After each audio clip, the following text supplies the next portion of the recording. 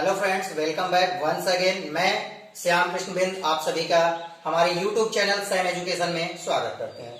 तो दोस्तों, आज हम डिस्कस करेंगे चैप्टर नंबर 4 ऑर्गेनाइजेशन चैप्टर पे। डे 5 की हमारी क्लास ऑर्गेनाइजेशन पर बेस्ड है। तो दोस्तों, सबसे पहले इसमें जो हमारी टॉपिक है वो है ऑर्गेनाइजेशन, संगठन। संगठन दरअसल में होता क्या है, तो हम सबसे पहले ये जानेंगे कि संगठन क्या है। देखिए, संगठन में क्या होता है, कोई भी कंस्ट्रक्शन वर्क होता है तो उसमें जो लोगों का समूह जो होता है, जो उसमें कई लोग होते हैं, तो लोगों का समूह जिसमें अलग अलग जो लोग होते हैं उनके अलग अलग ड्यूटीज होती हैं, उनकी जो रिस्पॉन्सिबिलिटी और ड्यूटीज होती हैं उनको अगर हम व्यक्त करते हैं और कोई भी ऑब्जेक्ट होता है उसको अचीव करने के लिए उसको हम क्या करते हैं, प्रेरित करते हैं। तो ये जो सारे लोग हैं एक टोली के रूप में वर्क करते हैं। एक टोली का मतलब एक ग्रुप के रूप में कार्य करते हैं, और अगर ये सारी प्रक्रियाएं होती है तो उसे हम कहते हैं ऑर्गेनाइजेशन। अब बात आती है, यहाँ पे एक पॉइंट आता है कि संगठन जो होता है, this is not a object, ये एक उद्देश्य नहीं है। अब इसके बारे में क्या है कि ये क्या है, किसी भी उद्देश्य को प्राप्त करने के लिए क्या है, मीडियम है। फिर नेक्स्ट टॉपिक है हमारा संगठन के प्रकार। संगठन के प्रकार का, अब देखिए जैसे हमने अभी संगठन के बारे में डिस्कस किया, अब जो हमारा है संगठन के प्रकार, इसमें देखिए ये 3 प्रकार का है। तो पहला प्रकार है रेखीय या सैन्य संगठन। ये देखिए बहुत इंपॉर्टेंट टॉपिक है, इसी को हम मेनली इसी पे हम ज्यादा डिस्कस करेंगे। ये तो एग्जाम के पॉइंट ऑफ व्यू से में भी बहुत कम इंपॉर्टेंट है, बट हम क्या करेंगे, रेखीय सैन्य संगठन पे पूरा डिस्कस करेंगे। इसके जो मेरिट्स एंड डिमेरिट्स है इसके बारे में डिस्कस करेंगे। फिर नेक्स्ट जो सेकंड है रेखीय एवं स्टाफ संगठन। थर्ड वन है कार्यात्मक संगठन। तो इसके बाद हम स्टार्ट करेंगे अपना रेखीय संगठन। फर्स्ट जो हमारा टाइप था वो था रेखीय या सैन्य संगठन। अब हम डिस्कस करेंगे रेखीय या सैन्य संगठन क्या है, इसमें क्या चीज है, इसका हम इंपॉर्टेंस क्यों लेते हैं, और एग्जाम में ज्यादातर यही पूछा जाता है। सबसे पहली बात तो देखिए, इसमें हम कुछ पॉइंट्स लिख देते हैं, इन्हीं पॉइंट्स के माध्यम से इस पूरे टॉपिक को पढ़ेंगे। इससे क्या होगा, जो पूरी किताब या कोई भी आप नोट्स बनाते हो उसमें बहुत सी चीजें लिखी रहती हैं, लेकिन उसके कुछ मेन वर्ड्स को हम नोट करके और पूरी प्रक्रिया को हम समझ लेंगे। तो सबसे पहले कि ये क्या है, ये पुराना तथा सबसे सरल माध्यम है। अब देखिए फिर क्या है, अगर कोई भी जानकारी इसमें हमें मिलती है तो वो अप टू डाउन का मतलब ये होता है कि ऊपर से नीचे चैनल सिस्टम में ये एक दूसरे से पहुंचता है।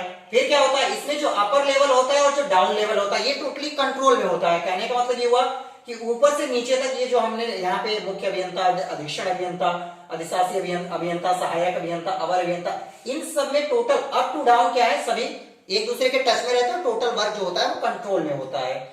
इसमें क्या है, ये डिसिप्लिन में वर्क होता है, और जो वर्क होता है वो फास्टली कंप्लीट होता है। अब देखिए इसमें क्या, इसकी जो इंपॉर्टेंस है, इसमें क्या चीजें मैटर करती हैं। कोई भी बात होती है जो मुख्य अभियंता होगा, मुख्य अभियंता पहुंचाएगा अधीक्षण अभियंता के पास, अधीक्षण अभियंता क्या करेगा, अधिशासी अभियंता के पास, अधिशासी अभियंता उसी बात को सहायक अभियंता के पास, सहायक अभियंता अवर अभियंता के पास। अब जो जूनियर इंजीनियर होगा जेई, अब ये क्या करेगा, जो वहां पे लेबर होंगे, वर्कर होंगे, कुशल श्रमिक हो चाहे अकुशल श्रमिक हो, जहां जिस तरीके की रिक्वायरमेंट होती है, अवर अभियंता क्या करता है, उसके अकॉर्डिंग उस कार्य को करवाता है। अब हम बात करेंगे रेखीय संगठन के गुणवत्त दोष पे। तो सबसे पहले हम डिस्कस करते हैं इसकी क्या क्या इसके गुण है। सबसे पहली बात आती है कि इसकी जो व्यवस्था होती है, सबसे पहला है कि इसकी व्यवस्था जो होती है सरल होती है। सिंपल लैंग्वेज में हम बात करें, जो व्यवस्था होती है वो सरल होती है और ये जल्दी से समझ में आती है। फिर बात आती है कि इसका क्या प्रभाव है, तो ये मितव्ययी होता है, इकोनॉमिकल होता है। इसका जो आवंटन होता है स्पष्ट होता है, जैसे जो व्यक्ति इसमें कार्य करते हैं उनकी जो जिम्मेदारी होती है, जो उनके अधिकार होते हैं, उनको अलग अलग उनको क्या कर दिया जाता है, बांट दिया जाता है। फिर बात आती है कि इसमें प्रत्येक जो कर्मचारी होते हैं उनके लिए क्या आसन अधिकारी की व्यवस्था होती है, जिसके लिए अगर उस कार्य में कोई भी प्रॉब्लम्स आती हैं तो उसके लिए उसकी क्या होगी, उसकी रिस्पॉन्सिबिलिटी होगी। फिर बात आती है अनुशासन की। तो इसमें क्या होता है, रेखीय संगठन में अनुशासन व नियंत्रण बिल्कुल उचित और उत्तम होता है।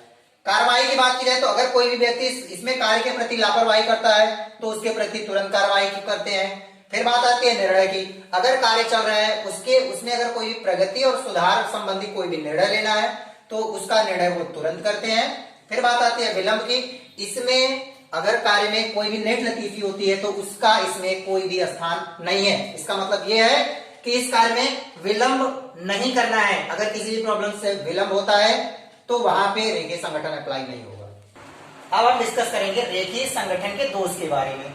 देखिए दरअसल अब हम जो इसकी सफलता होती है तो ये डिपेंड करती है जो मुख्य अधिकारी होता है उसकी क्षमता और विवेक, उसकी जो बुद्धि होती है उस पर डिपेंड करता है क्या सफलता।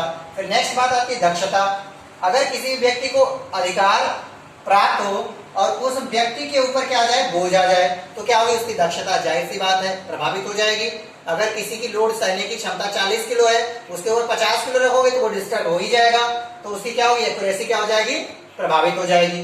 फिर बात आती है परामर्श की। ये जो विधि है, ये जो संगठन है, इसमें क्या है कि आप विशेषज्ञों से सलाह नहीं ले सकते हैं, तो ये किसके लिए, छोटे संगठन के लिए उत्तम होता है। अब देखिए इसमें ये दृढ़ संगठन पद्धति है, जो रेखीय संगठन है वो दृढ़ संगठन पद्धति है, इसमें लचीलापन आप नहीं बरत सकते। फिर बात आती है निर्देश की। अब क्या होता है कि अगर कोई भी व्यक्ति, इसमें निर्देशन जो होता है अप टू डाउन चलता है, अप टू डाउन। अब हम बात करें यहां से कोई बात चली, बीच में 5 लोग और हैं, अब इन 5 लोगों को बात ऊपर से चली, पहले के पास, दूसरे के पास, तीसरे के पास, चौथे के पास, अब बात आएगी 5वें के पास। हो सकता है यहाँ से कोई बात चली हो, यहाँ पर आकर के वही हो, यहाँ पर आकर के वही हो सकता है यहाँ आकर के वो बातें भ्रम में चली जाए और यहाँ तक पहुंचते पहुंचते उसमें कोई ना कोई बाधाएं आ जाए। ये होता है निर्देशन। पक्षपात। अब जिसमें मान लीजिए किसी व्यक्ति को अधिकार प्राप्त है, अब वो क्या करेगा, अपने इस संगठन में वो क्या करेगा, भेदभाव करने लगे और पक्षपात करने लगे, तो इसकी क्या है, डिमेरिट्स है। उपस्थिति, अगर मुख्य अधिकारी वहां उपस्थित नहीं होगा तो कार्य क्या होगा, प्रभावित होगा। जाहिर सी बात है, अगर किसी भी कार्य का मालिक या किसी भी कार्य को करने की अगर जिसकी रिस्पॉन्सिबिलिटी हो अगर वो ना हो, तो अगला जो व्यक्ति होता है वो अपने हिसाब से किसी भी तरीके से काम करे या ना करे, अब वो तो उसके ऊपर डिपेंड करता है। फिर बात आती है साहस की। अब मान लीजिए अप टू डाउन, ऊपर से नीचे की तरफ जो लोअर क्लास के जो अधिकारी होते हैं वो कोई भी अगर डिसीजन लेना हो तो उनको अगर बात की जाए डिसीजन की, तो वो उस निर्णय को नहीं ले सकते, इसलिए ये इसके क्या है, डिमेरिट्स है। नेक्स्ट टॉपिक है हमारा अभिप्रेरण। अब देखिए अभिप्रेरण क्या है, जैसे आप इंग्लिश में ये वर्ड बहुत सुने होंगे, मोटिवेशन।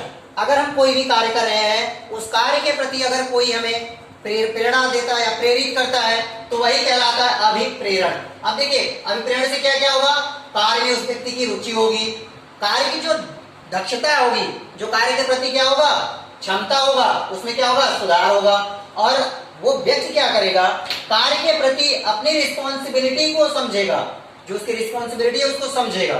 तो ये था मोटिवेशन। अब मोटिवेशन से क्या क्या बेनिफिट्स हैं उसके बारे में डिस्कस करते हैं। जो कार्य करने वाला व्यक्ति होगा वो कार्य को पूरी मेहनत से करेगा, ईमानदारी से करेगा। फिर क्या करेगा, वो वर्तमान के वातावरण से क्या करेगा, एक अच्छा तालमेल बना लेगा अगर उसको आप मोटिवेट करते रहेंगे। जो कार्य की दक्षता होगी, कार्य की दक्षता इसका मतलब यह है कार्य की एक्यूरेसी, शुद्धता को वो क्या करेगा, बढ़ाएगा। कार्य के प्रति वो अपनी रिस्पॉन्सिबिलिटी को समझेगा, उत्तरदायित्व को अपने समझेगा, और वो अपने आप से क्या हो जाएगा, संतुष्ट हो जाएगा, और खुद से क्या करेगा, होप करेगा, आशाएं उसके अपने आप से उसको क्या हो जाएंगी, आशाएं हो जाएंगी, उसको कार्य में आनंद आएगा, इट मीन्स वो हैप्पीनेस। जो श्रमिक होता है और जो मालिक होता है उनके बीच में जो एक संबंध होता है वो बेहतर हो जाएगा। नेक्स्ट टॉपिक है हमारा प्रलोभन।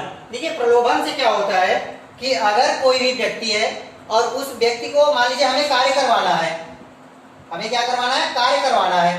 अगर उस व्यक्ति को प्रलोभन वर्ड आपने सुना होगा जिसे हम इंग्लिश में इंसेंटिव भी कहते हैं।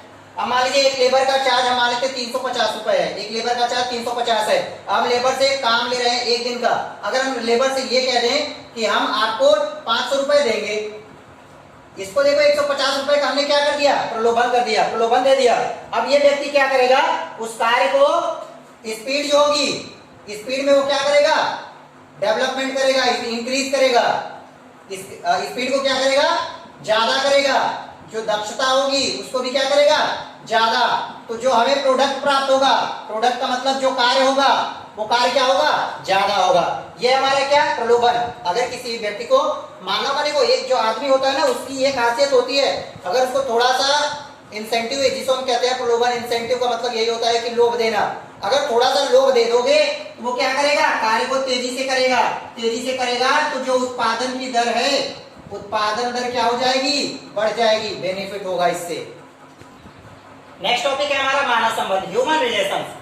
इसमें क्या होता है कि जो एक व्यक्ति होता है अगर दूसरे व्यक्ति के साथ अलग अलग कंडीशन में, विभिन्न परिस्थिति का मतलब ये होता है कभी सुख में कभी दुख में जिस प्रकार से व्यवहार करता है वही कहलाता है मानव संबंध। आज मान लीजिए अगर कोई भी हम अगर अपनी इस बुक के बारे में बात करें, टॉपिक के बारे में बात करें कि अगर कोई भी कंस्ट्रक्शन का वर्क चल रहा है, कंस्ट्रक्शन वर्क में अगर किसी भी हमारे वर्कर को मान लीजिए पैसे की जरूरत है और आज उसके अगर उसके ऊपर का अधिकारी उसकी क्या करे, मदद करे, तो क्या करेगा, ये होती है एक अधिकारी और एक लेबर के बीच का संबंध जो उस संबंध को और क्या करता है, मजबूत करता है। अगर इसका एग्जांपल आप समझना चाहें तो अपने दोस्तों मित्रों के साथ, अपने रिलेटिव के साथ, अपने फैमिली में किस तरीके से बिहेवियर करते हैं, इससे अच्छा एग्जांपल आपको नहीं मिलेगा। ठीक है दोस्तों, तो आज की क्लास में बस इतना ही। संगठन के चैप्टर्स के जो इंपॉर्टेंट टॉपिक्स थे उन पे आज हमने डिस्कस कर लिया। अगर आप सभी को ये वीडियो पसंद आए तो आप इसको लाइक, शेयर और वीडियो पे कमेंट जरूर करें। अगर कोई भी इसमें प्रॉब्लम्स आती हैं तो आप हमारे साथ शेयर करें और हमारी कोशिश रहेगी कि आपके उस प्रॉब्लम्स को हम जरूर से जरूर दूर करें। साइन एजुकेशन चैनल में आज